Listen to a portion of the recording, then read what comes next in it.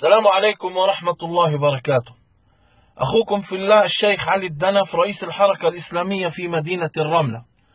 في هذا المساء من اليوم من ساحة الجامع الأبيض العريق أتوجه بنداء عاجل إلى إخواني وأحبابي جميع أئمة المساجد وإلى لجنة الأمناء وعلى رأسهم الأخ أبو ياسر، وإلى اللجنة الشعبية بكافة مركباتها، وإلى أعضاء البلدية المحترمين، وإلى جميع أهالي الرملة الكرام كل في مكانه وقيمته وقامته. أيها الإخوة الكرام، أعلمكم وعلمت من مصدر موثوق بأن رئيس البلدية سيكرر استفزازاته 1000 عربي، وبالذات 16,000 عربي مسلم داخل مدينة الرملة. استفزازات تجاه مقدساتنا لم نشهدها من قبل. بداية كان في عيد العرش قام بإحضار الخمور والراقصات العاريات في ساحة المسجد، وأرسلت له رسالة شديدة اللهجة ولم يستجيب. كرر الإساءة بتعليق لافتة مهينة على مئذنة المسجد، ولولا بفضل الله تعالى أولا ثم بفضل أهالي الرملة جميعا بكافة مركباتها، لولا الضغط الجماهيري لما أزالها، فأزالها بحمد الله. ويبدو أن المعركة لم تنتهي تجاه مقدساتنا، يستمر باستفزاز المسلمين بالذات.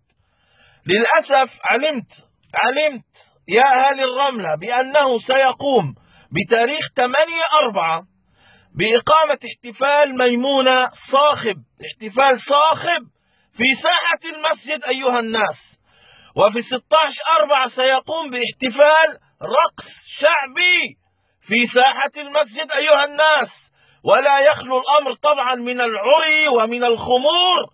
والله والله والله لا نرتضي ذلك، لا في كنيسة ولا في مسجد ولا في كنيس. كيف يفعل ذلك بمقدساتنا؟ أيها الناس، من هنا أطالب رئيس البلدية بأن يسمع الكلام جيدا، أطالب بالعدول عن قراراته اللئيمة المستفزة لمشاعر العرب في مدينة الرملة. كفى استفزازا للمسلمين، كفى استفزازا للمسلمين. نحن نعيش تجاه مقدساتنا للأمانة منذ سنوات لم نشعر هذا الاستفزاز. وأطالب أعضاء البلدية الكرام الذين نحترمهم ونجلهم جميعا أن يقفوا وقفة رجل واحد أمام قرارات رئيس البلدية المشؤومة، أن يقفوا على أن يمنعوا على أي تدنيس لأي مكان عبادة ومقدس، وبالذات في ساحة الجامع الأبيض، لأنه سيكرر هذه الإساءة مرة أخرى. وكذلك أطالب جميع أهالي الرملة كافة جميع أهالي الرملة، الرجال منهم والنساء والأطفال، على أن يقفوا موقف رجل واحد اتجاه مقدساتهم. الرجل يستفز بمشاعرنا تجاه أغلى ما نملك، مقدساتنا. فلذلك إن لم يعدل عن قراره ونصعد الاحتجاج القانوني حتى نزيل اللوث عن مقدساتنا.